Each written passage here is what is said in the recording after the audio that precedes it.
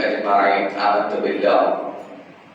سامعین و حاضرین، ماہ رمضان المبارک شروع ہو چکا ہے اور آج ماہ رمضان المبارک کا پہلا جمعہ ہے، تو لہذا میں کوشش کروں گا کہ اس جمعہ انشاءاللہ آپ کے سامنے روزے کے اور رمضان جیسے مقدس مہینے کے کچھ فضائل کر سکوں۔ اللہ تعالیٰ کا بڑا کرم و احسان ہے کہ اللہ رب العزت نے اس کے بندوں کے لیے ہر سیکنڈ، ہر لمحہ ہمیشہ مغفرت اور توبہ کے بارے میں سوچتا ہے، اور بندے ہیں کہ اس کی طرف جانے کے بجائے دنیا میں اور اپنی زندگیوں میں ملوث ہوئے۔ خدا چاہتا ہے کہ کب میرا بندہ میرے پاس آئے گا، کب میرا بندہ میری طرف رجوعیت کرے گا، کب میرا بندہ مجھ سے توبہ طلب کرے گا، کب میرا بندہ میری طرف آ کر روئے گا، گڑ گڑائے گا۔ میں اس کو ہر ایک چیز دینے تیار ہوں، سب کچھ دینے کو، سب کچھ نوازنے کو تیار ہوں۔ آخری وقت بھی آئے، اس سے پہلے اگر کوئی بندہ توبہ سچی کر لے، اللہ اس کے تمام گناہوں کو معاف کرنے کو تیار ہے، اس کو بخشنے کو تیار ہے، مگر کب تک؟ جب تک اس کی موت نہیں آ جاتی۔ اب انہی لمحوں میں سے، انہی مقدس مہینوں میں سے اللہ رب العزت نے ماہ رمضان جیسا مقدس مہینہ ہم کو دیا۔ ماہ رمضان جیسا مہینہ آج تک آدم علیہ السلام سے لے کر حضرت عیسیٰ علیہ السلام تک کسی قوم کو نہیں دیا گیا، کسی امت کو نہیں دیا گیا، کسی کو یہ نہیں کہا گیا کہ اے میرے بندوں تم ایک نیکی کرو گے میں تمہیں 70 نیکیوں کا ثواب دوں گا، تم ایک نفل نماز پڑھو گے 70 اور ایک فرض نماز کا ثواب دوں گا، ایک فرض نماز پڑھو گے 70 فرائض کا ثواب دوں گا۔ کسی قوم کو نہیں کہا۔ جتنا پچھلی قوم میں عبادت کرتے، عمل کرتے، اللہ اتنا ہی ثواب ان کو دیتا تھا، اس سے بڑھ کر نہیں دیتا تھا۔ مگر ہماری یہ بڑی نوازی خدا کی ہم پر ہے کہ اللہ رب العزت نے ہم کو ہر لمحہ، ہر بات پر یہ کہنے لگا کہ اے میرے بندے تو آجا۔ ایک جگہ فرمایا مثل الذین ينفقون اموالهم فی سبیل اللہ کمثل حبۃ انبتت سبع سنابل فی کل سنبلۃ مئۃ حبۃ واللہ یضاعف لمن یشاء واللہ واسع حکیم۔ جو کوئی بندہ میرے راستے میں خرچ کرتا ہے اس کی مثال کیسی ہے؟ اس کی مثال اللہ فرماتا ہے قرآن مجید کے اندر کہ ایک پودا لگانے کے برابر ہے۔ ایک پودا ينفقون اموالهم في سبيل الله كمثل حبة انبتت سبع سنابل۔ تو کیا ہوتا ہے جب وہ پہلا پودا لگاتا ہے تو اس سے درخت نکلتا اور وہ درخت کے 70 ڈھالیاں نکلتی ہیں، اور ایک ایک ڈھالی پر اللہ فرماتا ہے 100 حبہ، 1000، بعض روایتوں میں 100 اس کے دانے نکلتے، 100 دانے۔ واللہ یضاعف لمن یشاء، اللہ چاہے تو اس سے بڑھ کر دے سکتا۔ 1 روپیہ خرچ کرنے پر اگر قرآن کی سنیں 700 روپیے ہم کو ملتے۔ واللہ یضاعف لمن یشاء، اللہ چاہے تو اس سے بڑھ کر ہم کو دے سکتا۔ کب نہیں کرتا؟ 1 روپیہ خرچ کرنے پر 700 روپیے، کتنی عمدہ مثال اللہ نے ہم کو دی۔ ایک نیکی پر 70 نیکیاں، ایک نفل پر 1 فرض کا ثواب، 1 فرض نماز پڑھنے پر 70 فرائض کا ثواب۔ یہ کوئی معمولی بات نہیں ہے۔ پچھلی قوم کے لوگ اسی لیے ترستے تھے، پچھلی قوم کی امت کے جو انبیاء تھے وہ اسی لیے ترستے تھے کہ اے پروردگار مجھ کو نبی نہ بناتا، تیرے حبیب کی امت میں پیدا فرماتا۔ ارے ہم قسمت والے ہیں کہ اللہ رب العزت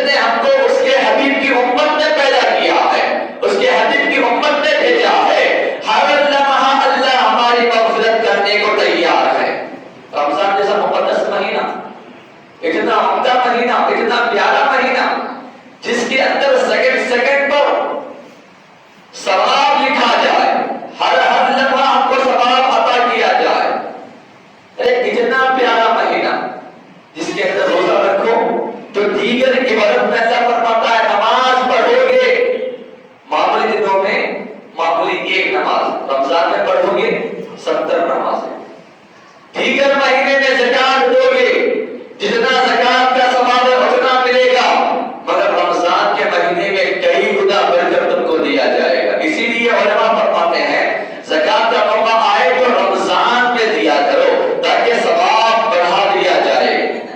اور رمضان میں جو خاص کر جو لوگ روزے دار ہیں، غریب ہیں، اپنے گھروں میں چولہا نہیں سلگتا، گھروں میں بچوں کو کھلانے کے لیے کچھ موجود نہیں ہے، ایسے لوگوں کو دیا کرو تاکہ وہ اور ان کے بچے کھا کر خوش ہوں اور تمہارے لیے دعا کریں۔ اور رمضان جس کے اندر جو روزے رکھتے ہیں، نماز، اسلام کے اندر کتنے فرائض ہیں؟ 5۔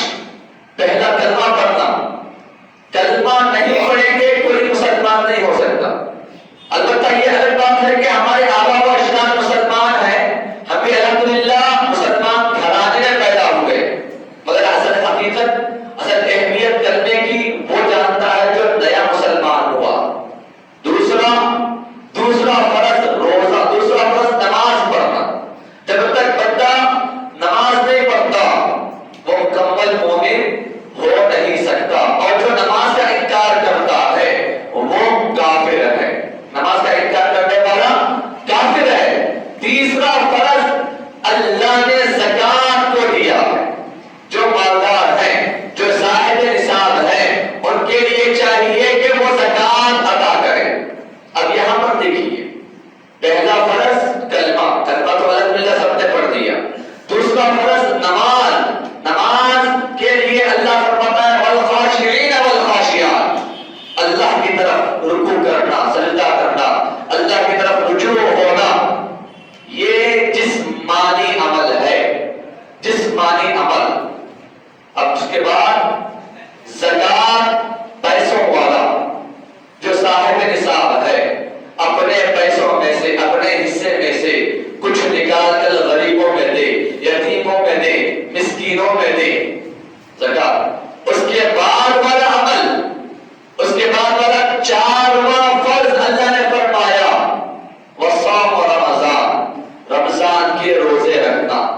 یہ رمضان کا روزہ اتنا مقدس ہے، پیارے آقا صلی اللہ علیہ وسلم نے ارشاد فرمایا جو جان بوجھ کر رمضان جیسے مقدس مہینے کا روزہ چھوڑتا ہے، پوری زندگی اگر وہ روزے رکھ لے، صرف ایک روزہ جان بوجھ کر چھوڑے رمضان کا، اور وہ پوری زندگی لگاتار کنٹینیو روزے رکھے، تب بھی رمضان جیسے مہینے کے ایک روزے کے برابر بھی نہیں ہو سکتا۔ اتنا بڑا ثواب رمضان کے ایک روزے کا۔ جو بندے 30 دن روزے رکھتے ہیں، مکمل رمضان شریف کے روزے رکھتے ہیں، ان کا عالم کیا ہے؟ اور رمضان جب آتا ہے انسان کے گناہوں کو مٹانے کے لیے آتا، مگر شرط ہے کہ رمضان جیسے مقدس مہینے کو پہلے سمجھے، اس کی قدردانی کرے، اس کی فضیلت کو پہلے اپنے اندر اٹھائے کہ رمضان جیسا مہینہ کس کو کہا گیا۔ اللہ کے رسول صلی اللہ علیہ وسلم ارشاد فرماتے ہیں رمضان جیسے مہینے میں اللہ رزق کو بڑھا دیتا ہے، رزق کو بڑھا دیتا ہے، اور اتنا بڑھا دیتا ہے کہ بندہ کھا کر تھک جاتا، اور حقیقت بھی یہی ہے۔ اب رمضان جب آتا ہے، روزہ رکھنے والے فجر میں سحری کتنی کھاتے ہیں؟ معمولی دنوں میں ایک پلیٹ، رمضان جیسے مقدس مہینے میں سحری کا موقع آتا ہے تو 2 پلیٹ کھاتے۔ کیوں؟ پورا دن بھوکا رہنا، شام تک کچھ کھانے کو نہیں ملتا۔ سحری کرنا سنت ہے، نلے تک کھانا ضروری نہیں ہے۔ کیوں؟ کیونکہ سحری اللہ کے رسول اور صحابہ کھجور اور پانی سے کیا کرتے تھے۔ ایسا کھانا کہ گھنٹے ڈگارا آنا شروع ہو جائے نہیں، سحری کرنا سنت ہے، مگر اپنے استطاعت کے مطابق کھائیں۔ اب جب پورا دن بھوکے رہتے ہیں، ہم کو صرف دکھتا ہے کہ پورا دن ہم نے بھوکے رکھے، افطار کا وقت آتا ہے، افطار لوگ عصر سے تیاری میں شروع ہو جاتے ہیں، عصر کی نماز ہوتے ہی افطار کی تیاری، یہ لاؤ ادھر جانا ہے، وہ لانا ہے، یہ لانا ہے، ادھر بیٹھنا ہے، ادھر کرنا ہے، پورے دوستوں کے ساتھ۔ کوئی مسجد میں روزہ کھولتا ہے، کوئی گھر میں کھولتا ہے، کوئی سیر تفریح کے لیے جاتا ہے، کوئی گاؤں کے باہر، کوئی اپنے اپنے علاقوں میں، کوئی دکانوں میں۔ جب افطاری کا موقع آئے تو عصر کے بعد سے ہی تیاری، کوئی یہ لاتا ہے، کوئی وہ لاتا ہے، سب کچھ لایا جاتا ہے۔ اب بیٹھتے ہیں، افطار کرتے ہیں، افطار کے بعد کھاتے ہیں نا، افطار کے بعد کھاتے ہیں، پھر تراویح کے لیے آتے ہیں، تراویح پڑھتے ہیں، گھر جاتے ہیں، پھر کھاتے ہیں۔ رات بھر اللہ نے کھانے کو آسان کر دیا، حلال کر دیا، رات بھر کھاؤ، جتنا کھانا ہے کھاؤ، پھر سحری تک، سحری کر لیے، پھر پورا دن بھوکے۔ معمول دنوں میں صرف 3 مرتبہ کھاتے تھے، صبح میں، دوپہر میں، شام میں، رات کا کھانا۔ مگر رمضان جیسے مقدس مہینے میں 4 مرتبہ کھاتے، سحری میں 2 مرتبہ، افطار میں 1 مرتبہ، جب تراویح ختم کر گھروں کو جاتے ہیں تو گھر میں دوبارہ 4 مرتبہ کھاتے۔ اور اللہ تعالیٰ جو رزق کو بڑھا دیا ہے نا، معمولی دنوں میں کوئی بندہ حضور بہت کم کھاتا ہوگا، کوئی نعمتیں کوئی بندہ کم کھاتا ہوگا، رمضان جیسا مقدس مہینہ آتا ہے، طرح طرح کی نعمتیں اللہ اس کو کھلاتا ہے، طرح طرح کے پھل پھلانے کھاتا ہے، طرح طرح کے چیزیں کھاتا ہے جو کبھی نہیں کھایا ہوگا، رمضان جیسے مقدس مہینے میں کھاتا۔ اور بڑے افسوس کی بات یہ ہے کہ ہمارے مسلمان بھائی رمضان جیسے مہینے میں جب افطار ہوتا ہے، بڑے افسوس کے ساتھ یہ کہنا پڑتا، چاہیے تھا مسجدوں کو آباد کرے، چاہیے تھا مسجدوں میں آ کر خدا کی عبادت کرے، چاہیے تھا مسجدوں میں آ کر نمازیں پڑھیں، عشاء کی نماز، تراویح کی نماز پڑھیں، خدا کو راضی کریں۔ مگر ہمارے لوگ، ہمارے مسلمان بھائی مسجدوں کو آباد کرنے کے بجائے ہوٹلوں کو آباد کرتے ہیں۔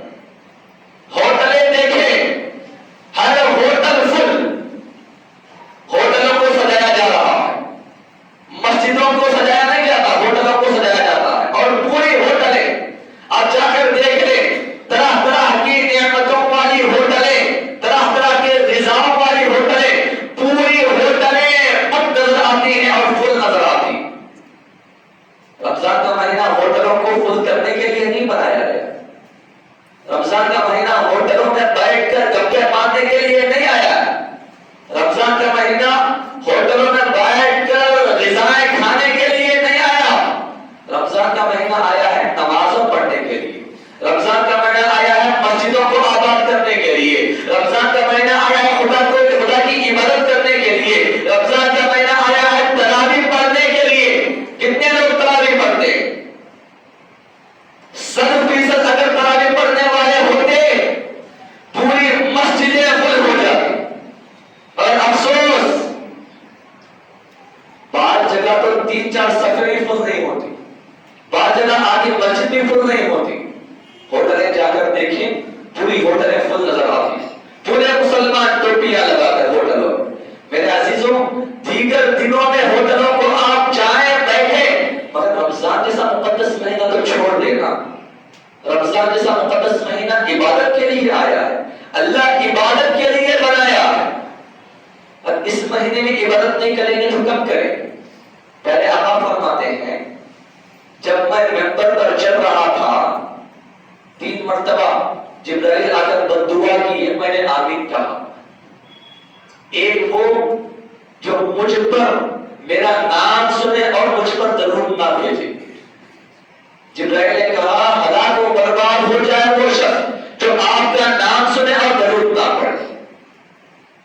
حضور کا نام سنے اور درود نہ پڑھے، جبرائیل فرشتوں کے سردار بددعا کر رہے، اور تمام نبیوں کے سردار اس پر آمین کہہ رہے، اور ان میں سے یہ بھی ہے کہ رمضان جیسے مہینے کو جو پائے اور اس کی قدر دانی نہ کرے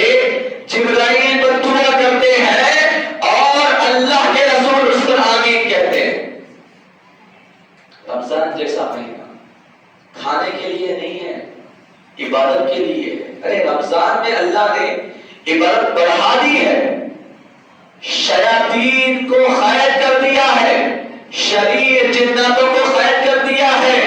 اب یہ مہینے میں کم سے کم عبادت کر لے. جب یہ مہینہ آتا ہے تو اس مہینے میں لگاتار نمازوں کی پابندی کرے، عبادت کی پابندی کرے، قرآن پڑھنے میں پابندی کرے، نفل نمازیں زیادہ پڑھیں، روزے زیادہ رکھیں اور روزے اپنے بچوں کو رکھائیں. بعض گھر میں ماں باپ ہمارا بچہ روزہ نہیں رکھ سکتا، 15 سال بالغ ہو گیا روزہ نہیں رکھ سکتا، کئی کمزور ہے. ایسی کیا کمزوری کیا اللہ کی نعوذ باللہ ظالم ہے کہ بچے کے بارے میں اللہ کو نہیں معلوم، جس نے پیدا کیا اس کو نہیں معلوم کہ ہم کتنے کمزور ہیں. صحابہ کے زمانے میں صحابہ فرماتے ہیں کہ ہم ہمارے چھوٹے بچے اگرچہ یہ ان پر روزہ فرض نہیں ہے، 7 سال 8 سال 9 سال کے بچوں کو روزہ رکھاتے تھے اور وہاں پر گلے تک کھانے کا حساب نہیں تھا. صحابہ کے زمانے میں کھجور تھوڑا بہت روٹی کھا لیے تھوڑا بہت پانی پی لیے، ختم، سحری ہو گئی. اب صبح سے شام تک بچہ بھوکا رہنا ہے، تپتی ہوئی دھوپ میں، نہ اے سی نہ فین نہ کرنٹ اس زمانے کے اندر. بچے صحابہ کہتے ہیں ہم بچوں کو عادت ڈالتے ہیں کہ وہ روزہ رکھیں. اب جب بچے دوپہر ہو جاتی، بچوں کو بھوک لگتی، سعودی کی تپش، سعودی کی گرمی جو گئے ہیں بخوبی جانتے.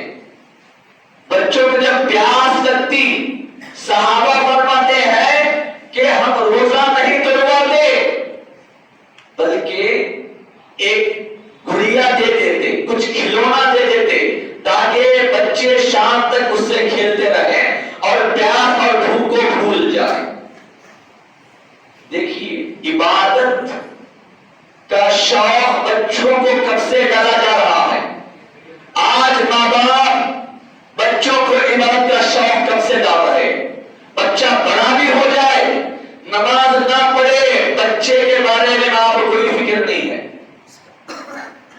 بچہ روزہ نہ بھی رکھے، ماں باپ کو کوئی فکر نہیں ہے. ارے اللہ پوچھے گا، بچے سے بھی پوچھے گا، ماں باپ سے بھی پوچھے گا. وہاں پتا چلے گا کہ عبادت کس کو کہتے تھے. وہاں افسوس کریں گے کاش ایک اور موقع اللہ دیتا، ایک اور زندگی اللہ دیتا. نہیں دے گا. وہاں پر حقیقت پتا چلے گی. ہٹے کٹے لوگ میں نے دیکھا، باڈی بلڈر، باڈی بنانے والے، ہٹے کٹے نوجوان بچے جب روزے کا موقع آتا ہے کہتے ہیں صاحب بھوک لگتی، کمزوری محسوس ہوتی. اللہ اکبر، کیا حالت ہے ہمارے مسلمان. روزہ فرض کیا گیا، ایسا نہیں کہ آؤ کبھی تمہاری مرضی میں رہو، کبھی تمہاری مرضی مت رہو، ایسا نہیں ہے. روزہ فرض کیا گیا ہے. اب جب فرض کو فرض نہیں سمجھتے تو مسلمان کیسا مسلمان ہو سکتا. میرے عزیزوں سمجھیں بات کو، روزہ ضروری ہے. اپنے بچوں کو رکھائیں، جو نابالغ ہیں کوشش کریں کہ وہ رکھیں، اور جب بالغ ہو جائے اس پر فرض ہے. روزہ کن پر فرض ہے؟ جو بالغ ہو، جو عقل مند ہو، جو مسلمان ہو، چاہے مرد ہو چاہے عورت. مسلمان کا ہونا، عقل مند کا ہونا، بالغ کا ہونا. اب جو روزہ جان بوجھ کر چھوڑتے ہیں ذرا وہ سمجھیں کہ کیا وہ عقل مند ہے، کیا وہ بالغ ہے، کیا وہ مسلمان ہے. روزہ مت چھوڑے. روزہ جیسی عبادت اللہ نے ہم کو نوازی ہے، خدا کا بڑا کرم و احسان. اگر دنیاوی اعتبار سے بھی دیکھیں، دینی اعتبار سے بھی دیکھیں تو دونوں اعتبار سے روزے میں ہمارا ہی فائدہ، خدا کا نہیں ہمارا فائدہ. خدا ہم کو پیدا کیا، ہم عبادت کرتے ہیں، ہم نمازیں پڑھتے ہیں، ہم روزے رکھتے ہیں، ہم زکات دیتے ہیں، جتنی ریاضتیں کرتے ہیں، خدا کا کچھ فائدہ نہیں ہے، ہمارا فائدہ. ہر چیز کے اندر اللہ نے ہمارا فائدہ رکھا. اب آئیے آئیے چند مسائل روزے کے آپ کے سامنے رکھ دوں. لوگ کہتے ہیں روزہ نہیں رکھ سکتے. کس پر روزہ فرض نہیں ہے؟ جو مسلمان نہیں ہے اس پر روزہ فرض نہیں ہے. جو عقل مند نہیں ہے، دیوانہ ہے، اس پر روزہ فرض نہیں ہے.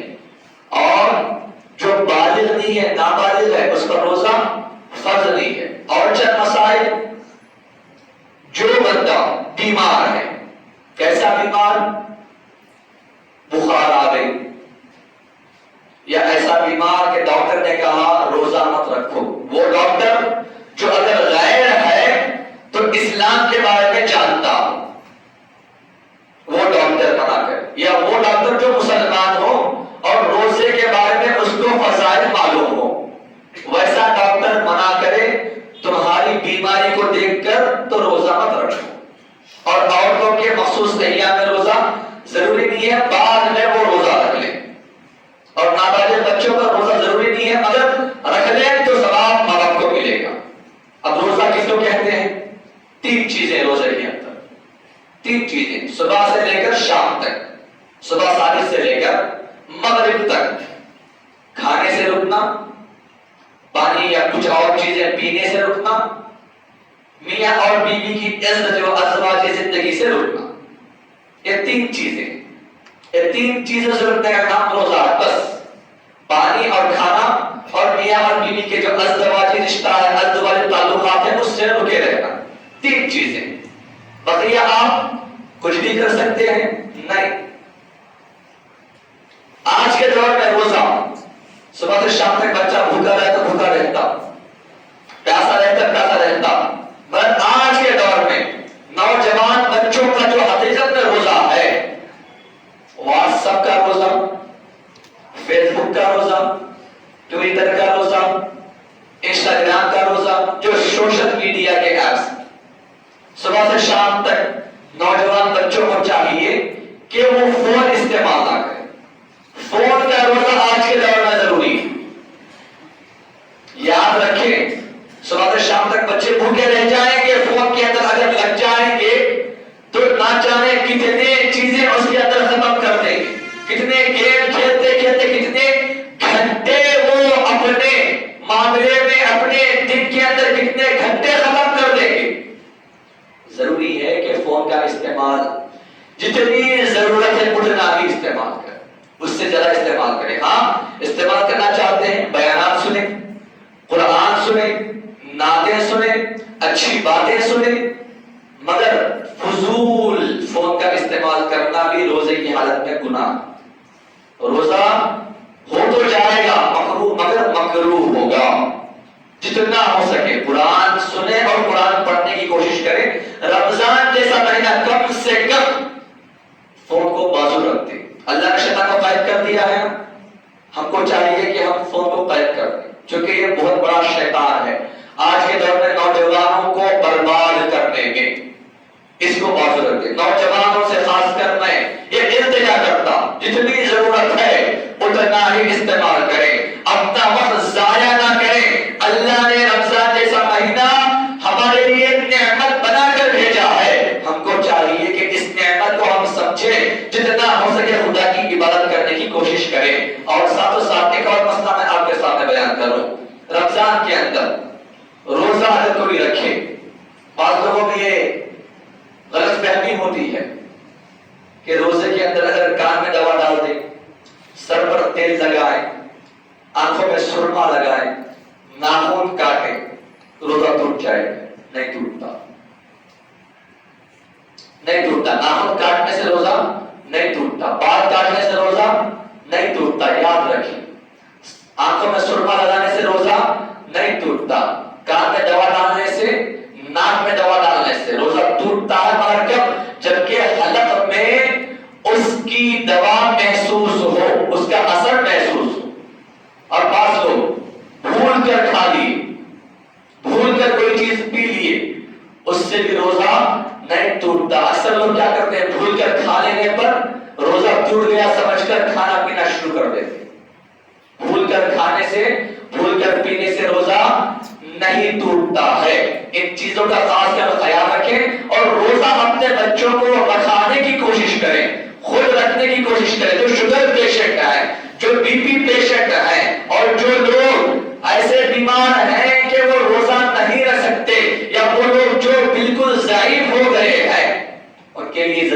وہ اپنے ڈاکٹر سے مشورہ کریں.